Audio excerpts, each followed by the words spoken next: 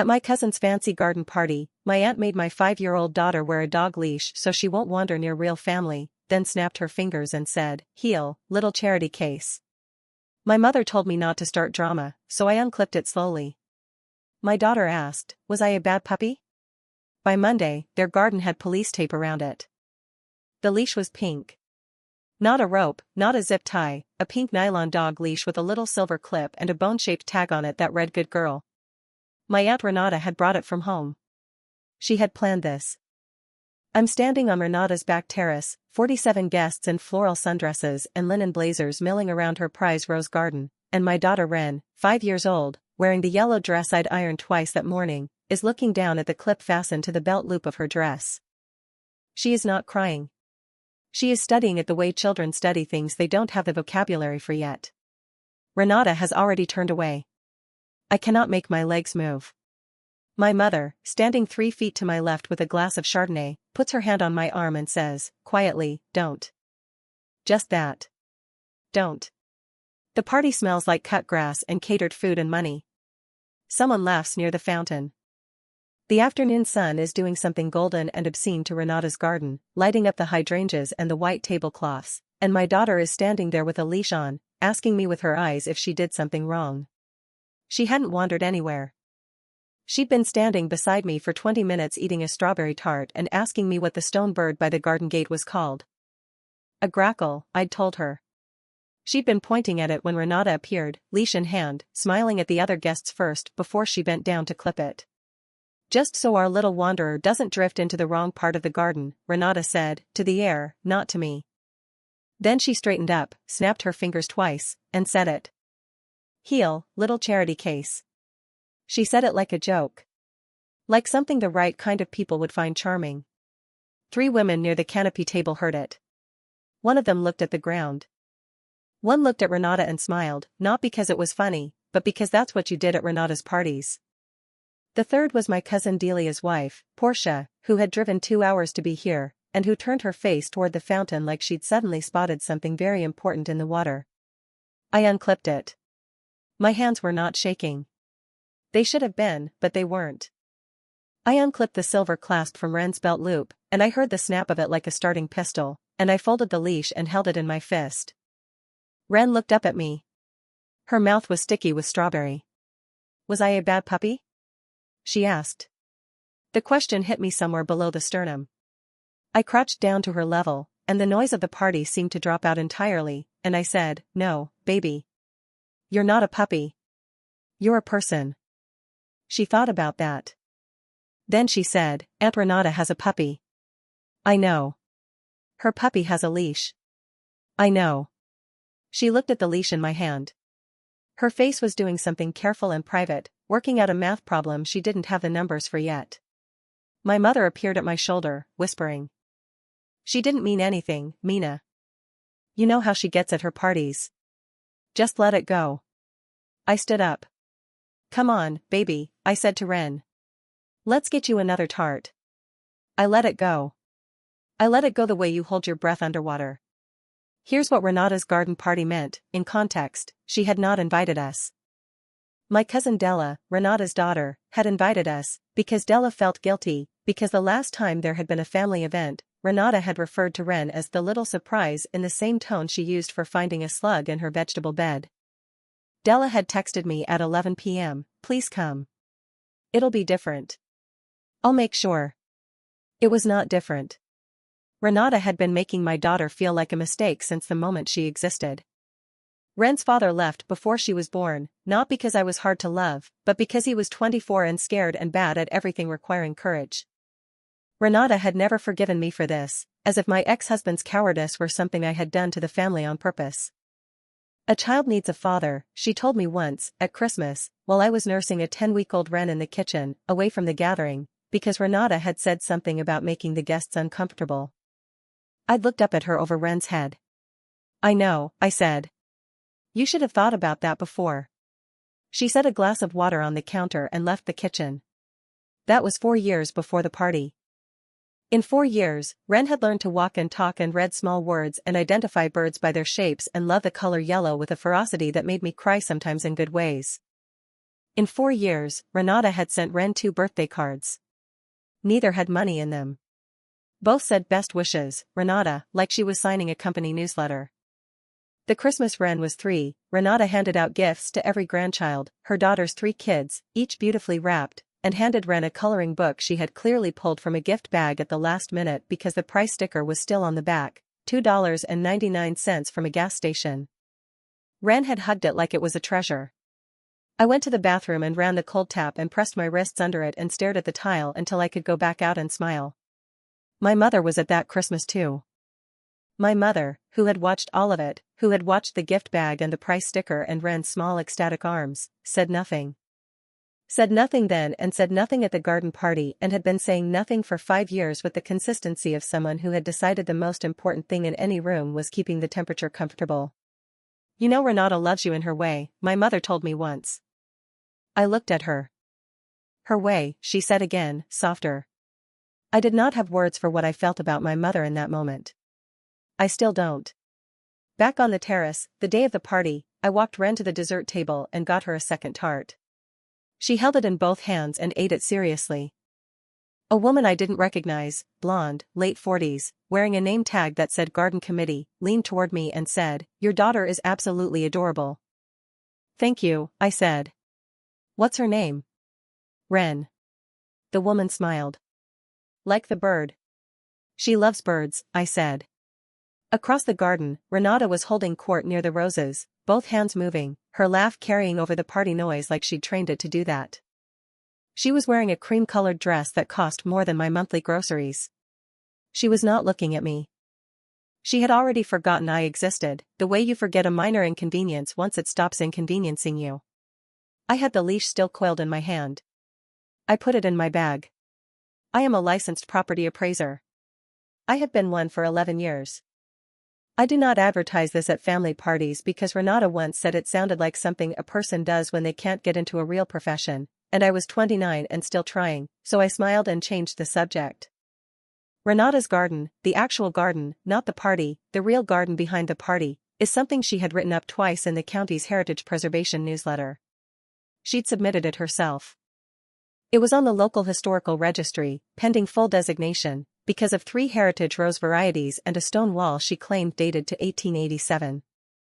I know this because she has told everyone in the family about this registry. She sent a group email with a link to the county application. She framed the draft letter from the preservation office and hung it in her entryway, right next to a photo of herself shaking hands with the mayor. I also know, because I am an appraiser, that her garden sits on a lot line that has been disputed since 2019. She bought the property in 2017.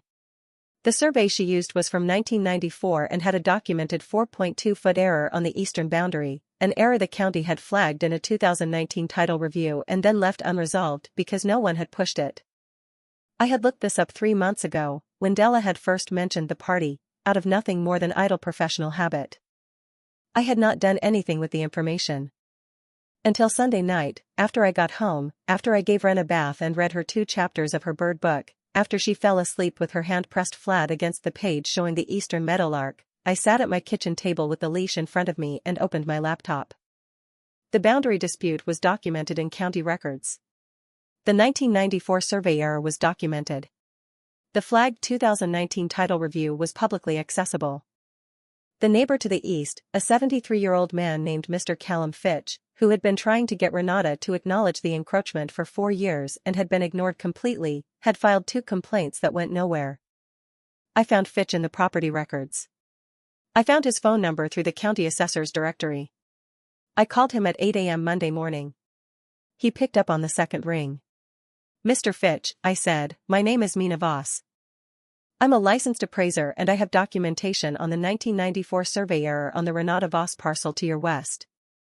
I understand you filed complaints. I'd like to help you file a formal boundary dispute with the county, and I'd like to do it today." A pause.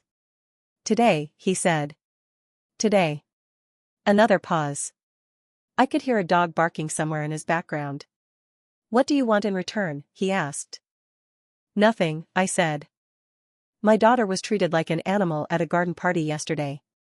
I'd like the garden dealt with." A very long pause. "I'll get my file," he said. By 10 a.m. Monday, Fitch and I had submitted a formal boundary dispute petition to the County Land Records Office, supported by the 2019 Flag Title Review, a corrected survey I had drafted and certified over the weekend using the original field data, and Fitch's 4 years of documented complaints. At 11:40 a.m., the county compliance officer called Fitch to confirm receipt. At 1:15 p.m., because the encroachment affected a pending heritage designation application, Renata's application, the compliance office notified the County Historic Preservation Board that the site's legal boundaries were under active dispute, and the heritage designation was automatically suspended pending resolution. I did not know that last part would happen until Fitch texted me, "They stopped the garden designation. She can't get that plaque now until this is settled." I read the text at my desk, eating a sandwich. The suspension would take months to resolve at minimum, and that was assuming the survey correction held, which it would, because I had certified it and my certifications do not make errors. But there was one more piece. The encroachment itself, the 4.2 feet, was not a small matter. Renata had, over the course of her 7 years of ownership, built a stone path and planted a heritage rose hedge along that eastern boundary. On the encroached portion. Without a permit. Unpermitted structures on disputed land trigger a county inspection. I had mentioned this, in passing, to the compliance officer during the filing. At 2:50 p.m. Monday afternoon, Renata's garden had county compliance tape around the eastern boundary. I know because Della texted me a photo at 2:53 p.m. with 5 question marks. I texted back, "Survey error from 1994. It's been in the records for years." She did not respond. My phone rang at 4:17 p.m. "Renata." I let it ring. It rang again at 4:19. Again at 4:22. At 4:28, a text, "Mina, I need to speak to you about something at the county. Call me." At 4:45, another text, "This is urgent. The garden permit is being questioned and I don't understand why." At 5:10, "I know you were at the party. If you have done something I need to know right now." I put my phone face down and went to pick up Ren from her afternoon program. She ran across the parking lot to me with both arms out, her backpack bouncing, and when she hit me she grabbed my hand and said, "We learned about robins. Did you know their eggs are blue?" "I did know that," I said. "Blue like the sky or blue like blueberries?" "Blue like a crayon," I said. She thought about this very seriously. "That's a good blue," she decided. We went home. I made pasta. She ate it with a spoon because she was going through a spoon phase and I had stopped fighting it. She told me about robins for 20 minutes and then we did the bath and the books and the flat hand on the meadowlark page. At 8:45 p.m., my mother called. I answered. "Mina." Her voice was tight. "Renata called me. She's very upset. There's apparently some kind of property issue with the garden and she thinks you're involved." "The county found a survey error," I said. A pause.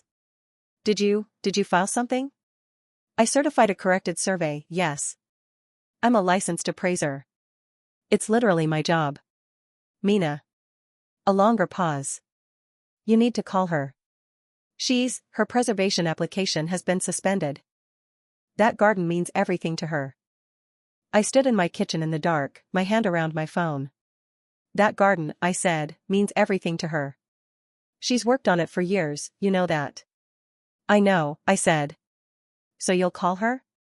"Mom," I said, "Ren asked me last night if she was a bad puppy." Silence. "She asked me," I said, "if she was bad. Because of the leash." "Because of what Renata said." "Because your sister put a dog leash on my 5-year-old daughter at a family party and called her a charity case, and you were standing 3 feet away, and you told me not to start drama." My mother said nothing. "So I'm not calling Renata," I said. "And I'd like you to not call me about this again." I hung up. The kitchen was very quiet. The refrigerator hummed. Outside, a car went past with its window down and music bleeding out of it, and then it was gone, and the quiet came back. I sat down at the table. The pink leash was still in my bag. I took it out and set it on the table in front of me and looked at it for a while. Then I opened my laptop and I posted to Facebook. The post went up at 9:22 p.m. Monday night. I did not write a paragraph. I did not write a speech. I wrote this, yesterday at a family party, my aunt put a dog leash on my 5-year-old daughter, snapped her fingers, and said, "Heel, little charity case." When I unclipped it, my daughter asked me if she was a bad puppy. I have nothing else to add. I'm sharing this because I'm not going to be quiet about who my daughter is to me, and I'm not going to pretend that happened in a way that makes anyone comfortable. Her name is Ren. She is 5. She is not a charity case. She is not a puppy. She is the best person I know. I posted the photo of the leash beside it. Pink nylon. Bone-shaped tag. Good girl. I went to bed. At 11:15 p.m. my phone was still buzzing on the nightstand. I turned it face down. By Tuesday morning, the post had 847 reactions and 312 comments. By Tuesday afternoon, it had been shared 94 times. By Wednesday, 230 times. The comments I read all of them. Most were from people I didn't know, friends of friends, strangers who had encountered something similar, people writing long paragraphs about their own aunts and their own mother's silences and their own children who had been made to feel like they didn't belong somewhere they should have belonged. There were dozens of those. There were also 4 comments from women I did not recognize who identified themselves as former members of Renata's garden club. One of them said, "This does not surprise me at all." She called my daughter the heavy one at the spring luncheon in front of 8 people, and when I complained to the club chair, Renata told her I was too sensitive. Another wrote, "I was on the heritage committee with this woman. She treated the county staff like servants. I'm glad the designation was suspended. It should have been suspended for other reasons too." By Wednesday afternoon, the County Historic Preservation Board had received 11 emails about the designation application. I know this because the compliance officer, who had become briefly my ally in the way that only happens when bureaucracy and righteousness briefly align, mentioned it when he called to update me on the boundary dispute timeline. Renata had also called my appraiser's licensing board to file a complaint against my survey certification. The board called me Thursday morning to inform me of the complaint. "It's without merit," I said. "We agree," the investigator said. "The survey is certified correctly. We'll close it. I just wanted you to know it was filed." "Thank you," I said. "The complaining party listed herself as a property owner with a heritage designation application," he said. "For the record, that application is currently suspended," I said. "I noticed," he said. He hung up. Renata's complaint to the licensing board had one consequence she did not anticipate: it was a public record. My attorney, a woman named Petra who I had gone to college with and who had been waiting 7 years for me to need her in a professional capacity, pulled the filing Thursday afternoon and sent me a screenshot with a single line of text beneath it: "She tried to get your license pulled.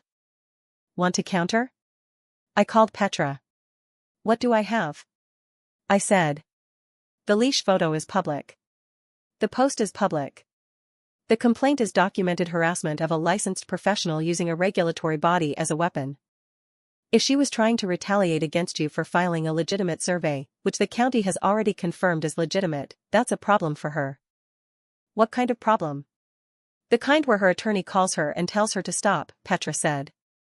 "Or the kind where we file a tortious interference claim and she spends the next 18 months explaining herself in depositions." I thought about Ren's face at the dessert table. I thought about good girl on the bone-shaped tag. "Send the letter," I said. Petra sent the letter Friday morning. Renata's attorney called Petra by 2 p.m. I do not know exactly what was said. Petra summarized it for me in 5 words: "She's told her to stop." The garden designation is still suspended as of this posting. The boundary dispute moves to mediation in 6 weeks. The Eastern Rose Hedge, the Heritage Rose Hedge, the one Renata has mentioned in every family conversation for 3 years, the one she'd planned to have photographed for the Preservation Society newsletter, sits on the disputed 4 feet. If the mediation goes as the county compliance officer expects it to, based on the documented evidence, the hedge will need to be relocated or removed. I have not spoken to Renata. I have not spoken to my mother since Monday night. She texted me twice. The first text said, "I hope you're happy." The second, sent Thursday, said, "Renata is a wreck." I read them both. I did not respond to either. Della texted me on Wednesday. She said, "I didn't know she had planned the leash. I want you to know that. I'm sorry I didn't say something in the moment. I texted back, I believe you. I'm not angry at you. She sent back a single heart. Then, how's Ren? I looked at Ren across the room, on her stomach on the living room floor, carefully drawing a bird from her bird book in her sketchpad, her tongue pressed to her bottom lip in concentration. She's drawing a robin, I texted. She says the eggs are the color of a crayon. Della sent back 3 hearts. Then, she's a really wonderful kid. I know, I texted. There's one thing I haven't said yet. At the party, when I unclipped the leash, I did it slowly, like I wrote at the top. I did it slowly because I needed a second. I needed to not do what my body was telling me to do, which was to say something so large and permanent that it couldn't be walked back. I was saving it for a moment when it would count more. I looked at Renata across the garden, over the white tablecloths and the catered food and the prize roses, and she was already in another conversation, already performing for another cluster of guests, already finished with me and Ren the way you're finished with something you set down and don't plan to pick up again. She had a drink in one hand. She was laughing. The sun was on her cream-colored dress. She looked exactly like what she was, a woman who believed her garden and her guests and her name in a preservation newsletter were the most valuable things in her life. A woman who had built her entire sense of self around a piece of manicured land and the people who admired it. She had put a leash on my daughter to show her what she was worth. I carried the leash home in my bag. I certified the survey. I filed the petition. I wrote the post.